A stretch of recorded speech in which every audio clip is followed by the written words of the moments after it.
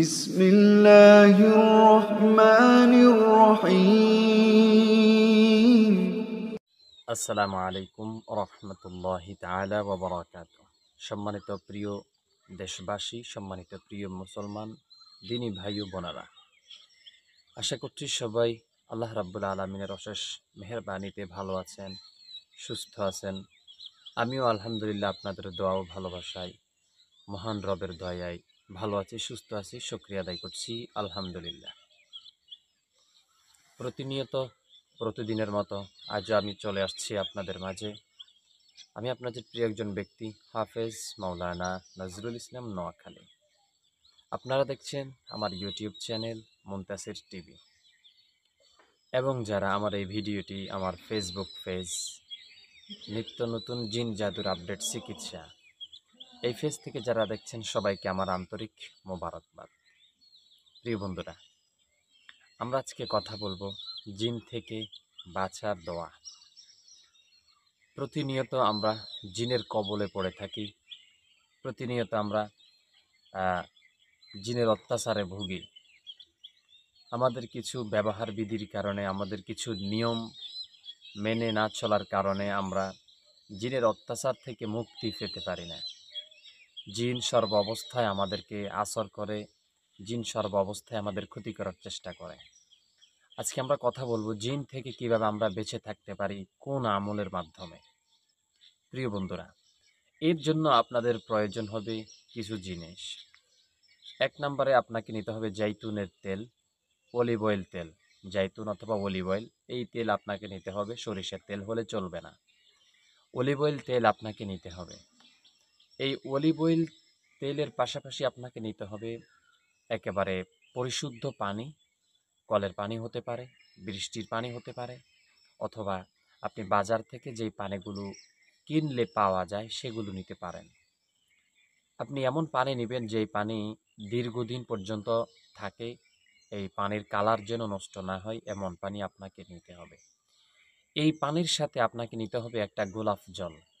এই গোলাপ জল পুরো একটা গোলাপ জল নেবেন, পুরো ওই একটা গোলাপ জল ওই পানির ভেতরে আপনি মিক্স করে দিবেন, ভালোভাবে মিশিয়ে নেবেন।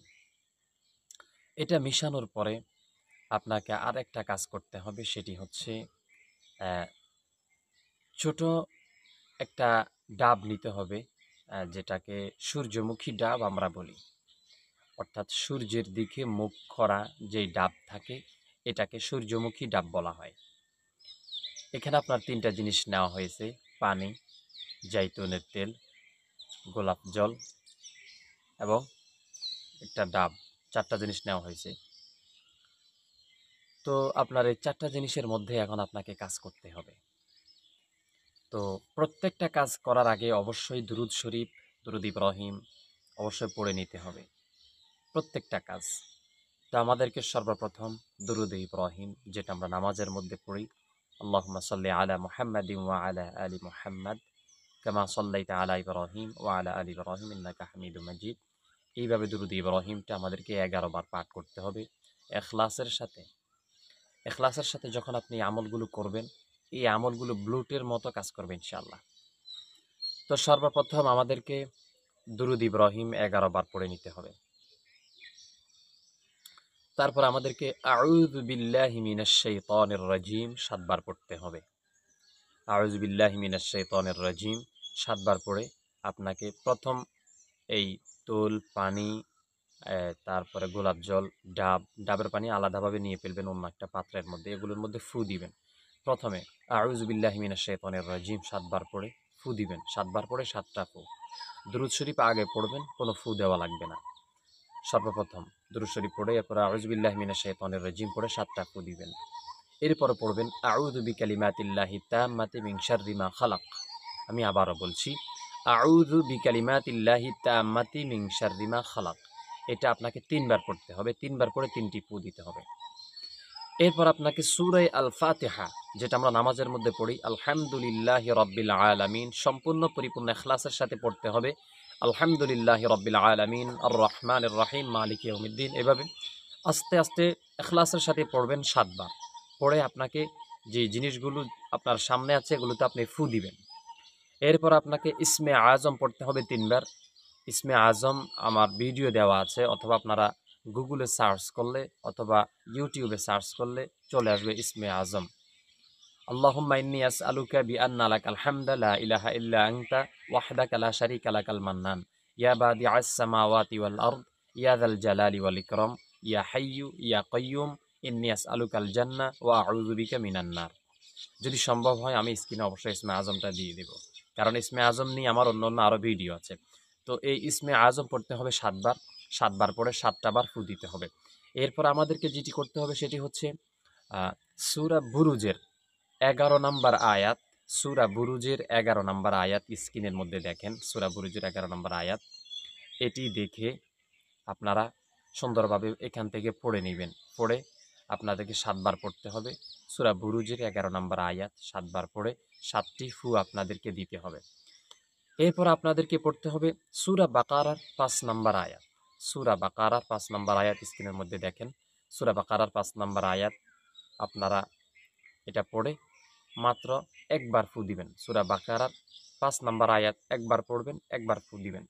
সর্বশেষ যে কাজগুলো করতে হবে, আয়াতুল কুরসি আমাকে 3 বার পড়তে হবে। সর্বশেষ আয়াতুল কুরসি 3 বার পড়বেন। 3 বার পড়ে 3টি ফু দিবেন এবং সূরা ফালাক 3 বার, সূরা নাস 3 বার। এখানে আপনার কাজ শেষ। এগুলো পড়ে আপনি ফু দিবেন এবং যেই পানি, তুল, ডাবের পানি যেগুলো আপনার সামনে আছে, এগুলো আপনাকে টানা 1 সপ্তাহ পর্যন্ত ব্যবহার করতে হবে। এই 1 সপ্তাহ পর্যন্ত যদি আপনি ব্যবহার করতে পারেন, আপনার যেই জিন আপনাকে ফলো করছে, যেই জিন আপনাকে আসর করার চিন্তা করছে, আপনাকে ওই জিন চাচ্ছে যে ক্ষতি করবে, ওই জিন আপনার কাছ থেকে হাজার হাজার মাইল দূরে চলে যাবে। যখন আপনি এই আমলগুলো শুরু করবেন, কন্টিনিউ করবেন, জিন আপনাকে আর ধরতে পারবে না। তাহলে আল্লাহ রাব্বুল আলামিনের এই কোরআনের আয়াতগুলোর বরকতে জিন থেকে আপনি পরিপূর্ণভাবে বেঁচে গেলেন। তো এগুলো যদি আপনি কন্টিনিউ করেন, অর্থাৎ এই বোতলের মধ্যে যে পানিগুলোর কথা আমি বললাম, ডাবের পানি, তারপরে গোলাপ জল, এগুলো যদি আপনি মিক্স করে যদি আপনি কন্টিনিউ যদি করতে পারেন, ইনশাআল্লাহ জিন কখনো আপনার কোনো ক্ষতি করতে পারবে না ইনশাআল্লাহ। আশা করছি আজকের ভিডিওটি আপনাদের কাছে অত্যন্ত আনন্দ লেগেছে বা ভালো লেগেছে। যদি ভালো লেগে থাকে অবশ্যই ইনশাআল্লাহ আমার ভিডিওটি সবাই ইনশাআল্লাহ লাইক কমেন্টস করবেন, অবশ্যই ইনশাআল্লাহ শেয়ার করে দিবেন। তো সবাই ভালো থাকবেন, সুস্থ থাকবেন, আমার জন্য দোয়া করবেন। আসসালামু আলাইকুম ওয়া রাহমাতুল্লাহি তাআলা ওয়া বারাকাতুহু।